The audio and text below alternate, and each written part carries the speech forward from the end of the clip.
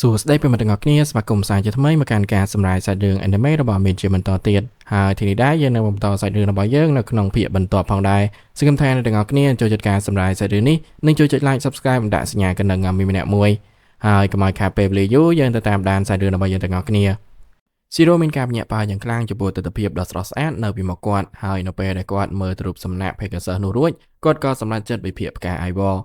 គាត់ដឹងថាផ្កា Ivor រីកតែនៅលើច្រាំងរបស់បឹងនេះតែប៉ុណ្ណោះពីព្រោះវាត្រូវបានបង្កើតឡើងពីទឹកភ្នែករបស់សត្វទេព Hofvalner ស៊ីរ៉ូសួរមេភូមិអំពីសត្វទេពនោះហើយបានដឹងថាសត្វទេព Hofvalner គឺជាសេះមានស្លាបដែលបានការពារភូមិពីបិសាចបឹងបុព្វបុរសរបស់ពួកគេបានចាប់ផ្ដើមគោរពបូជា Hofvalner ជាអាណាព្យាបាលរបស់ពួកគេចាប់តាំងពីថ្ងៃនោះមកហើយអ្នកភូមិទាំងអស់ដឹងពីរឿងរ៉ាវអំពីផ្កា Ivor ដែលត្រូវបានបង្កើតឡើងពីទឹកភ្នែករបស់សត្វទេព Hofvalnerស៊ីរ៉ូសួរមេភូមិថាតើវាពិតជាល្អសម្រាប់គាត់ដែរទេក្នុងការយករបស់មួយដែលមានតម្លៃខ្លាំងបែបនេះហើយមេភូមិឆ្លើយថាក្នុងនាមជាអ្នកសង្គ្រោះភូមិរបស់ពួកគេស៊ីរ៉ូអាចយកផ្កាបានច្រើនតាមចិត្តរបស់គាត់ស៊ីរ៉ូរីករាយពេលបានឮរឿងនេះហើយគាត់ក៏ដកផ្កាតែមួយដើមតែប៉ុណ្ណោះដោយគិតថាវានឹងគ្រប់គ្រាន់ដើម្បីបង្កើតថ្នាំបន្សាបហើយស៊ីរ៉ូបានចាប់ផ្ដើមគិតអំពីការពិសោធន៍ជាមួយនឹងផ្លែទឹកស៊ីអ៊ីវរួចទៅហើយប៉ុន្តែគំនិតរបស់គាត់ត្រូវបានរំខាននៅពេលដែលគាត់ឮនរណាម្នាក់ស្រែកនៅក្បែរនោះក្នុងពេលតែប្រហែលវិនាទីអ្នកភូមិម្នាក់ក៏មកដល់ទីនោះដោយដកដង្ហើមញាប់និងភ័យសន្ស្លោព្រោះភូមិរបស់ពួកគេត្រូវបានឈ្មោះ Ingest Dot ស៊ីរ៉ូនិងក្លេអ៊ីវមេភូមិនិងអ្នកភូមិម្នាក់ទៀតលើខ្នងរបស់ពួកគេខណៈពេលដែលពួកគេរត់ត្រឡប់ទៅភូមិវិញពួកគេត្រូវបានស្វាគមន៍ដោយឈុតឆាកដ៏គួររន្ធត់មួយខណៈដែលផ្ទះទាំងអស់នៅក្នុងភូមិកំពុងត្រូវភ្លើងឆេះស៊ីរ៉ូមិនខ្ជះខ្ជាយពេលវេលាទេហើយចាប់ផ្ដើមបណ្ដុតភ្លើងភ្លាមៗដែលមានជំនួយពី B ស្របពេលដែលក្លេជំលះអ្នកភូមិចេញស៊ីរ៉ូនិង B អាចគ្រប់គ្រងស្ថានភាពបានយ៉ាងឆាប់រហ័សប៉ុន្តែផ្ទះទាំងនោះត្រូវបានបំផ្លាញទាំងស្រុងនៅពេលដែលភ្លើងរលត់សន្តិសុខភូមិបានជូនដំណឹងដល់ស៊ីរ៉ូថាគ្មាននរណាម្នាក់រងរបួសធ្ងន់ធ្ងរទេហើយនេះជាដំណឹងល្អបំផុតដែលពួកគេអាចសង្ឃឹមបានស៊ីរ៉ូសួរថាតើភ្លើងបានចាប់ផ្ដើមឆេះដោយរបៀបណាហើយសន្តិសុខភូមិប្រាប់គាត់ថា Engage បានមកភូមិហើយទាមទារយកផ្កា Ivor ទោះជាណាក៏ដោយដោយសារតែគាត់ដឹងថាផ្កាទាំងនោះមានជាតិពុលដូច្នេះគាត់ក៏បានបដិសេធមិនព្រមឲ្យវាទៅ Engage ទេហើយ Engage ក៏បានប្រាប់កូនចៅរបស់គាត់ឲ្យដុតបំផ្លាញភូម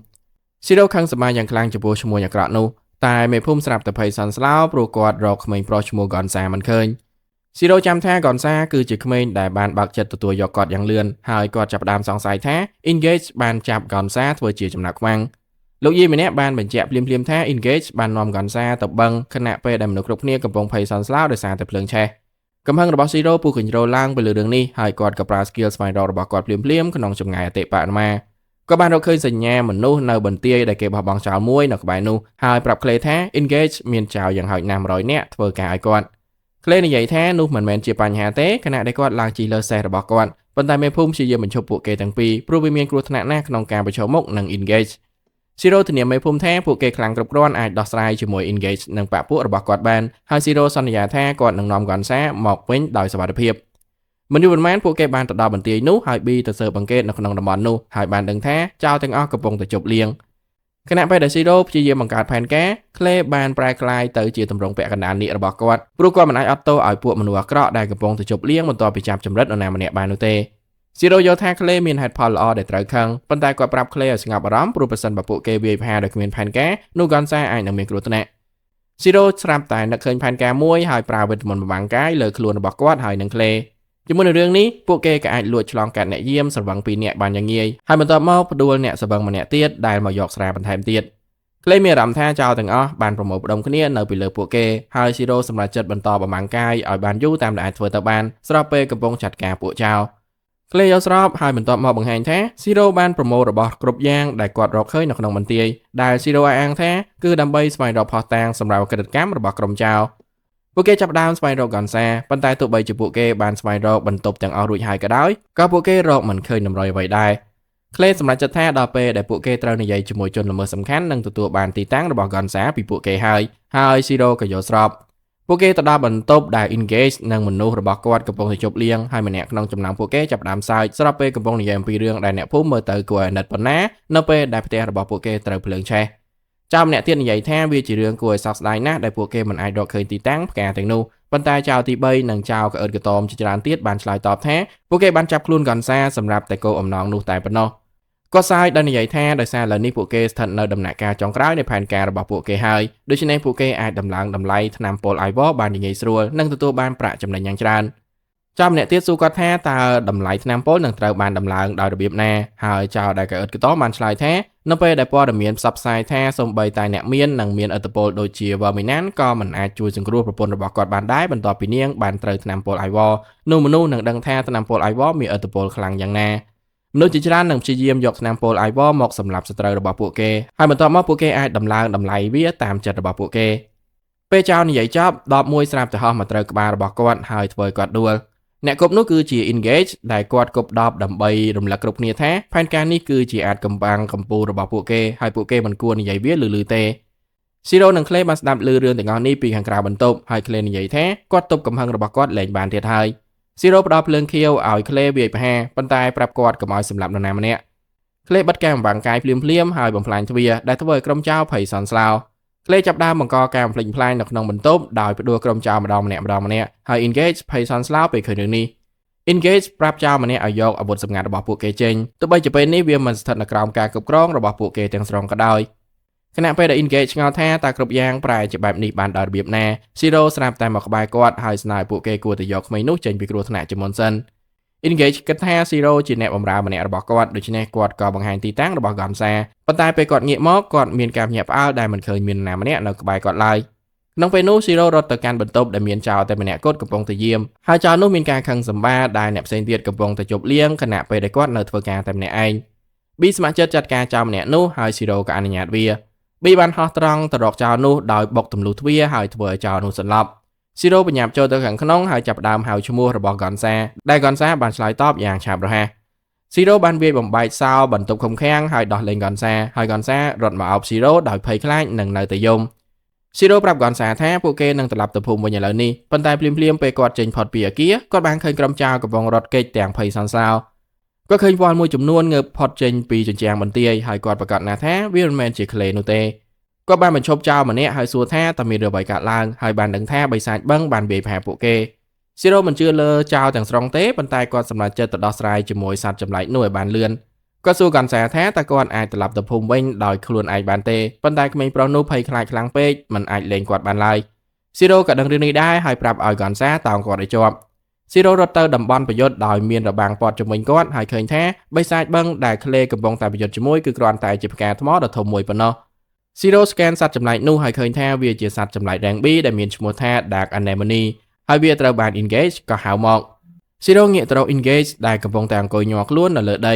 Engage អង្វរឲ្យនរណាម្នាក់ជួយសង្គ្រោះគាត់ហើយ Zero ចង់ឲ្យ Engage ក្លាយជាសំណីរបស់សត្វចម្លែកទោះជាណាក៏ដោយនៅពេលដែលសត្វចម្លែកវាយប្រហារ Engage Zero បានប្រើរបាំងមួយដើម្បីការពារ Engage ពីការវាយប្រហាររបស់សត្វចម្លែកនោះ Zero សម្រេចចិត្តចាប់ខ្លួន Engage ហើយសួរចម្លើយគាត់នៅពេលក្រោយហើយប្រាប់ Clay ថាពួកគេត្រូវចាកចេញពីទីនេះភ្លាមៗ Clay កំពុងតែមានការលំបាកទប់ទល់នឹងសត្វចម្លែកដោយសារតែវល់ដ៏ច្រើនរបស់វាដូច្នេះ Zero ក៏សម្រេចចិត្តធ្វើឲ្យការប្រយុទ្ធងាយស្រួលសម្រាប់គាត់ Zero ប្រើវេទមន្តកកដ៏មានឥទ្ធិពលដើម្បីបង្កកសត្វចម្លែកនៅមួយកន្លែងហើយ Clay ក៏មានការចាប់អារម្មណ៍ទោះជាណាក៏ដោយ Zero ប្រាប់ Clay ថាវាមិនទាន់ចប់នៅឡើយទេហើយពួកគេត្រូវកំទេចខួរក្បាលរបស់សត្វចម្លែកដើម្បីសម្លាប់វា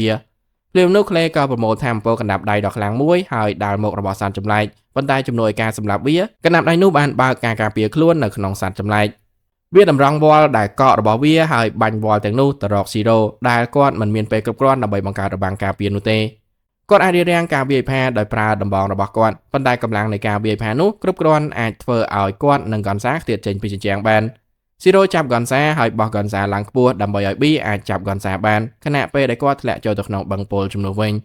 ពេលគាត់ចាប់ដើមលិចចុះទៅក្នុងទឹក Zero គិតថានេះជាទីបញ្ចប់សម្រាប់គាត់ហើយគាត់មានអារម្មណ៍ថាគាត់មិនអាចបោះបង់អ្នកដែលត្រូវការជំនួយបានទេហើយបែរជាមកបោះចោលជីវិតរបស់គាត់ទៅវិញរឿងនេះមិនធ្វើឲ្យគាត់សោកសៅទេប៉ុន្តែគាត់មានអារម្មណ៍ថាឥឡូវនេះគាត់មិនអាចធ្វើរឿងជាច្រើនដែលគាត់ចង់ធ្វើបានឡើយជាសំណាងល្អព្រះសក់ខ្មៅបានឃើញ Zero លងទឹកហើយលើកនេះព្រះសម្រេចចិត្តជួយ Zero ព្រោះ Zero កំពុងតែមានឥទ្ធិពលល្អលើពិភពលោកនេះខណៈដែល Zero ចាប់ផ្ដើមគិតអំពីអាហារផ្សេងៗដែលគាត់ចង់ធ្វើជាមួយនឹងទឹកស៊ីអ៊ីវមានសម្លេងមួយស្រាប់តែស្រែកហៅគាត់ទោះជាណាក៏ដោយគាត់មិនបានយកចិត្តទុកដាក់នឹងសម្លេងនោះទេហើយបន្តគិតអំពីមិត្តនិងកន្ត្រៃដែលគាត់មិនទាន់ទទួលបាននៅឡើយអ្នកដែលបានហៅ Zero ចាប់ផ្ដើមអស់ការធ្មត់នៅពេលដែល Zero នៅតែបន្តមិនអើពើនឹងគាត់ម្ដងហើយម្ដងទៀតដូច្នេះគាត់ក៏ទាញ Zero ចេញពីទឹក Zero មានការភ្ញាក់ផ្អើលយ៉ាងខ្លាំងពេលឃើញថាអ្នកដែលជួយសង្គ្រោះគាត់គឺជាសត្វ Pegasus ពណ៌សដែលវាប្រាប់គាត់កុំឲ្យស្លាប់ពេលនៅជាមួយនឹងវា Zero មិនយល់ពីអ្វីដែលកំពុងឡើងទេដូច្នេះគាត់ក៏ណែនាំខ្លួនគាត់ហើយសត្វ Pegasus ណែនាំខ្លួនវាឈ្មោះថា Hofwalner ซีโร่จำชมูนู้ปันแต่กอดเพลกันไลในกอดบานเรือปีเวียก็จับดามในใหญ่เลนจมวยหนังฮาวาเนอร์ได้สัวแท้แต่กันไลนี่จิบแต่ระบอบเวียแมนเต้ให้บรรทบมอกกอดสมโตจมปูการแหละโจตะขนงนู้ฮาวาเนอร์ปรับกอดแท้เวียจีเรืองละอ้อได้กอดบานแหละโจตะขนงนู้ปลัวตักบังสลับแต่จับดามสะอาดบินเพลียมโรคเจ็ดในจัดบังกระดูหลังบินได้ไฮซีโร่มันเจือในระบบกอดเต้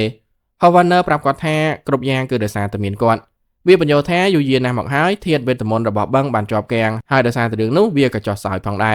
จมวยนั่งกำลังจองคลายระบบเวียฮาวาเนอร์บานบังการแกไอวอดำใบเดซาตึกบังไอเนอร์สแอนให้จิลันตะเพาะเรียงกายระบบเวียก่อปลายตัวจิตมอการไอวอไอเนอร์รูบ้านส่งใบแต่บรรทบปีเนียงบานบรรสดตึกบังรวยปันแต่บรรทบเมาอินเกจก็บานบอกบำโพลตึกบังโดยเจตนา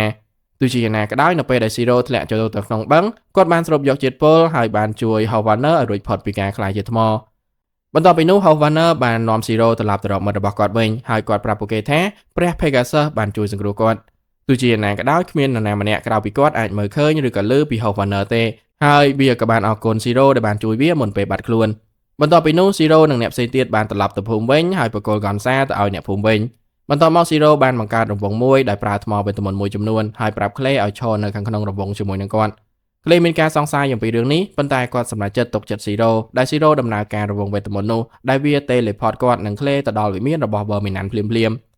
นาทีนู้ซีโร่กับบานจับดาบังการธนามโปลไอบอลเพลียมหายมูลิเทเรียบานเจสัสบายปิจิตโปลยังเลือนได้กรอนแต่พักธนามบันแซมมวยหมัดไตปนอกรุ๊ปนี้จับดามยมได้กระไดดีไปเคยแบบนี้ปันตายการเงียระบบซีโร่มันตอนจับนาลายเตก็ตลับตะพุ่มได้กระโปรงสางซองปีดามหลังเวงหายปรับไม่พุ่มแท้กอดบานประโกลอินเกจแต่เอาลอดดำบอลนี้รวมจมวยนังพอตางจิจราโดยชายโดยชนะอินเกจนั่งมันอาจเกจด้วยปีกกมาดองติดลายไม่พุ่มลงเพิ่มอย่างคลั่งไปเลยโดยชนะหายซัวซีโร่แท้แต่ปูเกอาจซองกอดเวงบานดาวเบียบแน่ซีโร่มีกำเนิดมวยอย่างปีเรื่องนี้หายกอดจับดามโดยการบังหายไม่พุ่มก็ดักเบอร์หนังตึกซีอิวหนังเลือดดำลงบารังจำห้อยหายปรับไม่พุ่มหมายปลุกเวียไม่พุ่มหยับอาเพลียมจะปูรูจีระบอบเวียหายบรรทบมอกซีโร่จับดามการสอบสายจีวการระบอบกอดก็สอยไม่พุ่มลูกพลายตึกซีอิวต่างออกระบบปูเกไอกอดหายปูเกอาจปราประแต่งนู้ดำใบผงริดได้ดำพลายตึกซีอิวมันแทมไม่พุ่มโยสรอบตามเรื่องนี้ปันตายปรับซีโร่แท้กอดหนังมันอาจปราพลายตึกซีอิวต่างออกบานเตซีโร่บางแห่งแท้กอดมีกำลังเปิดเอาตึกซีอิวมีปัจจัยปริเพียบนักนองตีกรองทมให้บรรทบมอกเวียนนังคลายเจียมโฮปิเซ่ประจำพุ่งระบบปูเกบรรทบไปนู้ซีโร่เอาดำลงมารังจำห้อยดอนเนี่ยพุ่งกรบเนียหายบรรทบมอกบรรทบดำนาระบบกอดเตียนบรรทบไปนู้ซีโร่จูบจมจมูกเคลเว้นหายนไปเดปูเกกระปองในยามปีไปสกัดกัมฮาวาเนียสลับแต่จอมอกปีหมกปูเกซีโร่มีการหยับเอาอย่างคลั่งไปเคยเวียปันแต่บรรทบมอกฮาวาเนียสลับแต่ถวยกอบหยับเอากันแต่ครั้งล่างโดยปลายกายเตอร์จึกเมนสไลด์ดอสซานมาเนี่ยหายประกาศแท้เหล่านี้เนียงหนึ่งโจรวมจมูกกรมระบบกอดได้